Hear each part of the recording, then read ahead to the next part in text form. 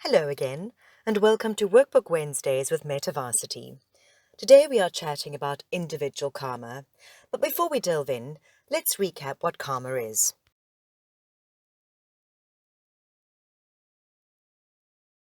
Karma is our teacher, whether it is our own karma or someone else's karma. By this I mean that you can be faced with challenges that are not necessarily a direct relationship or link to your karma, but because you decided at a soul level to help someone else learn their karma. You create karma from the intended actions you perform consciously, and also from actions done unconsciously from ignorance. It is also possible to take on someone else's karma, which generally isn't a good idea because you have enough of your own. This can happen from stealing another's belongings, gossiping, or fantasizing.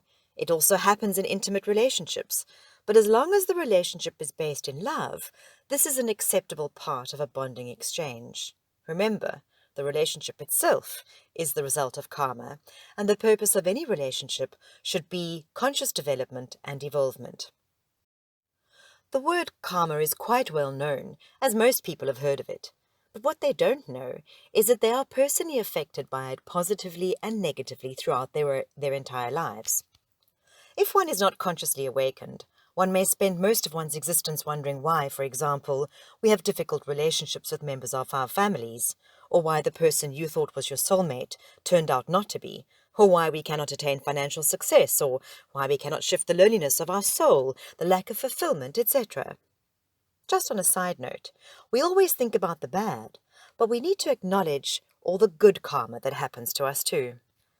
The answer to these misfortunes is not bad luck or that life is unfair, but simply that we are bound by karma with certain people or areas of our life, and until we recognize this and take responsibility for having created this karma in the first place, we shall remain stuck in certain illusions, and therefore the same scenarios will keep repeating themselves over and over again.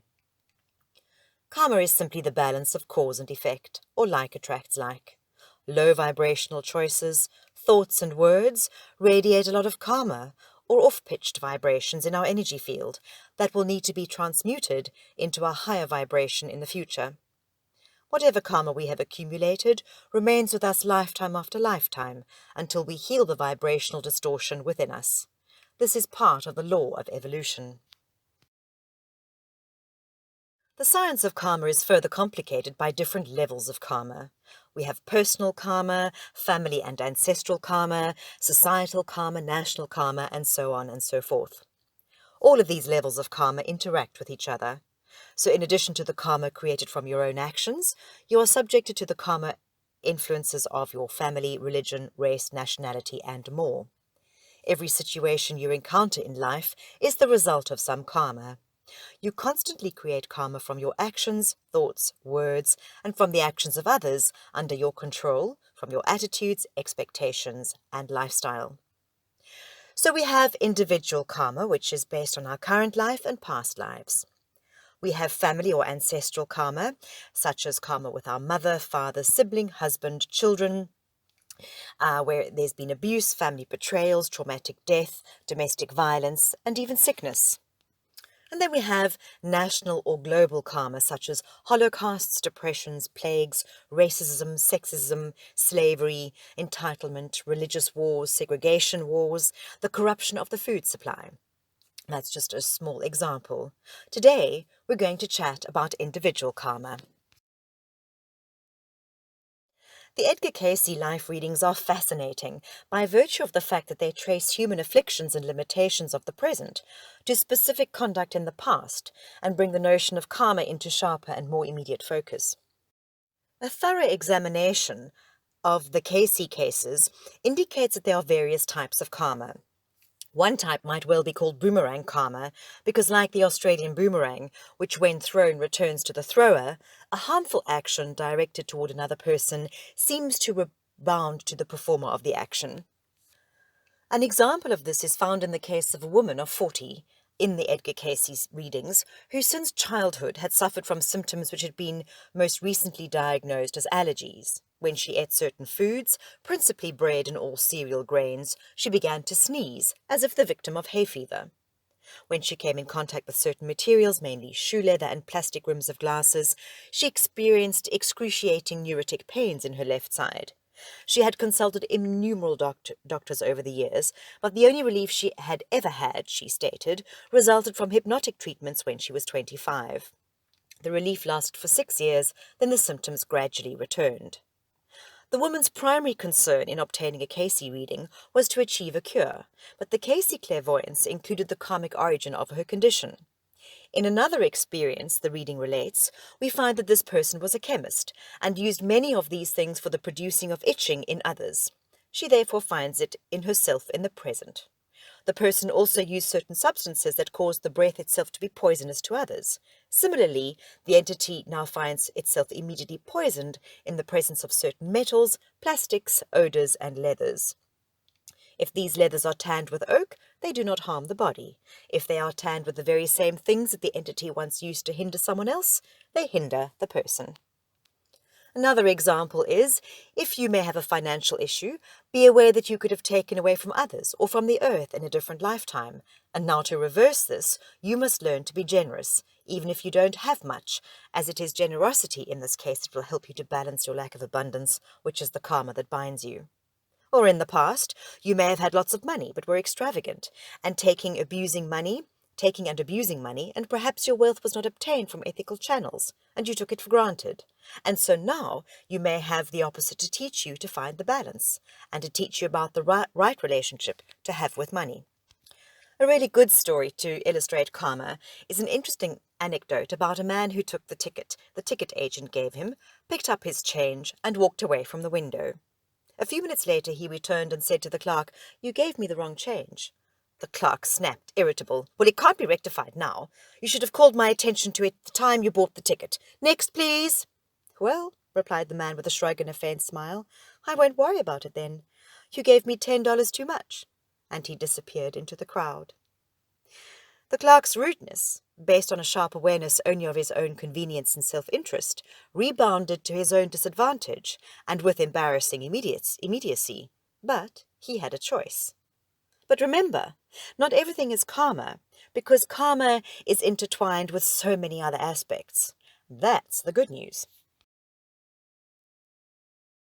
Some simple examples of karma include putting money in a church collection plate and coming home to find some money you had forgotten about. A co-worker steals a cell phone, and later on the cell phone is stolen from him. While driving along at a speed below the speed limit, you notice someone riding on your bumper. When he gets a chance to pass you, he gestures and roars off. Soon he is pulled over by the police for speeding. In this true story from South Africa's Kruger Park, a poacher that was trapping in a game reserve was chased by hippos and eaten by lions. King Louis XVI of France supported the US to get back at Britain for taking some Canadian territories in the 7 Years' War. Because of this, there was a financial crisis in this country, and many Frenchmen were inspired by the revolution. These were the factors in the French Revolution when King Louis XVI was overthrown. Eating too much on a holiday can lead to weight gain. A person makes fun of elderly people who have to get around using scooters. Later in life, that person develops very bad arthritis and is confined to a scooter. A boy bullies a schoolmate and later on winds up working for his victim's father. Soon the boy's victim becomes his boss. A greedy businessman cheats people, lies on his taxes, and engages in insider trading. He gets caught, goes to jail, and loses all his wealth. So we can choose to ignore our karma and keep living within an unsolved internal and external reality, creating even more karma for ourselves. Or we may look to ourselves and acknowledge that we have the power to change both us and our reality through simply working through and balancing our karma. In many spiritual traditions that acknowledge the reality of reincarnation, it is believed that some particular lifetimes are meant to be difficult in order for the soul to accelerate its learning. These are called working lifetimes. In working lifetimes, which are believed to be 1 in every 10 lifetimes, the soul may experience heightened difficulties and challenges, as well as heightened spiritual understanding, in order to speed up the soul's evolution. Those not in working lifetimes are resting. This is necessary for the soul who spent a lifetime with a great amount of difficulty. In resting lifetimes, there are still problems and struggles to overcome, but they are less intensified, more dispersed, and life doesn't tend to feel like it's on fast forward. Resting lifetimes are the soul's reward for enduring the accelerated sequence of the working life. For people in working lifetimes, struggle can seem frequent, but the difficulties can take various forms depending on the type of karma being worked through. One person may have intense physical karma and may experience illnesses, injuries, or other difficulties or challenges related to the body, while another may have emotional karma and experience intense emotional storms or frequent situations that are emotionally challenging, or even a mood disorder or other emotional disorder. Or someone may have mental karma, where they struggle with thoughts, anxieties, and obsessions or compulsions. Or one can experience all three in varying forms. If you identify with a description of a working lifetime, don't despair. It's not all struggle and strife. Interspersed with the difficulties those have in a working lifetime experience, some may experience extreme states of bliss or extraordinary circumstances that redeem the suffering. You may build meaningful connections with a spiritual practice, or soulmate or soul family member that serve as life jackets in the storm. For example, one may struggle for years with extreme financial difficulties and then experience a great windfall, only to experience a new deluge of emotional or mental challenges, while conversely having intensely satisfying spiritual insights or visions that carry them through the turbulence.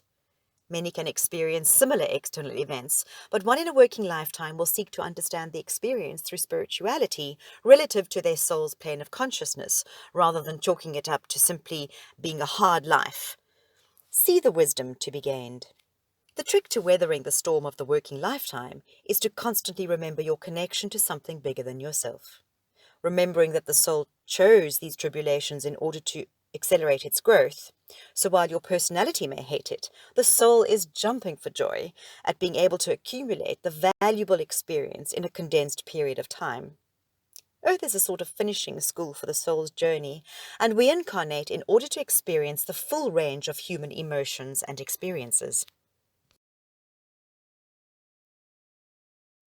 Here's a few quick questions to help you determine if you might be in a working lifetime. If you can answer yes to 6 out of 10 questions, you may be in a working lifetime. I feel like I've had a lot of struggle or difficulties to overcome in my life, emotionally, physically, or mentally. I have always searched for spiritual or philosophical answers to help me deal with the struggle in my life. I have developed intense relationships with others that seem charged with spiritual, emotional, or metaphysical significance. I'm aware on some level that there's a reason for everything I've been through. I have had sometimes miraculous resolutions to long-standing issues happen at various points in my life. I have felt envious or jealous of those lives that seem easy despite the blessings I've had in my life. I believe I have spiritual gifts or wisdom that is developed out of the circumstances of my life. I have often wanted or searched for a spiritual guide, mentor, or teacher. I have frequent feelings of déjà vu and synchronicity. At certain times, life has seemed like too much, but something keeps pushing me through difficult times because I know it's important for my growth.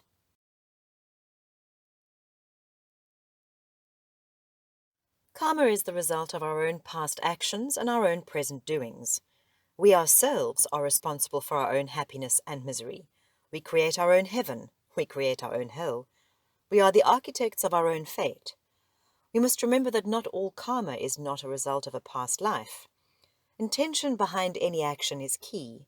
So you might lose a leg, for example, in this lifetime, and it is not a result of a past lifetime, but instead an experience required for learning and conscious development in the present.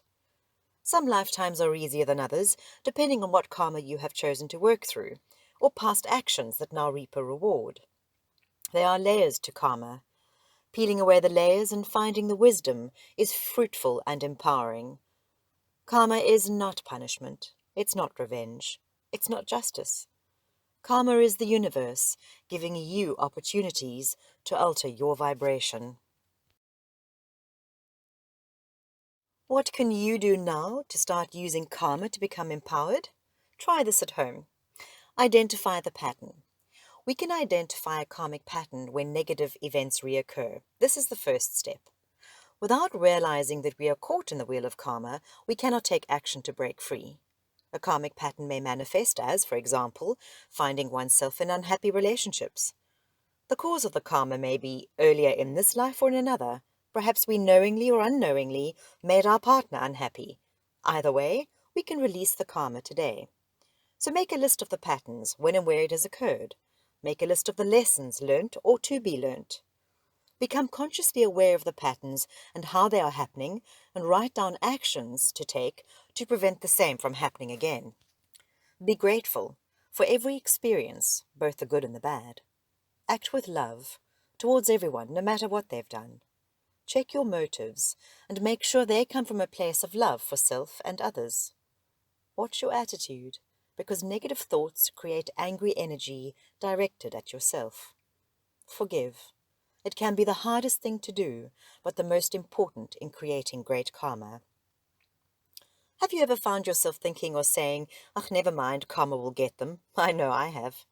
In moments of anger, betrayal, hurt, I have definitely thought, "Don't get so worked up about this, karma will seek them out." But as I deepened my spiritual practice, I began to understand that karma is not this bogeyman with a big stick, beating you up for your misdemeanors to even the score. Yes, karma is a universal law, but it is far more significant and meaningful for our own awareness and success in human life. Understanding karma more deeply helps to move from being a victim to being more empowered. And that was individual karma from a different perspective or a different layer. And as mentioned, there are many layers to karma, and it's worth going down the rabbit hole. Thank you for joining us for Workbook Wednesday with METAVarsity. Tune in next week to explore family karma. Until then, have a fabulous week and namaste. God bless.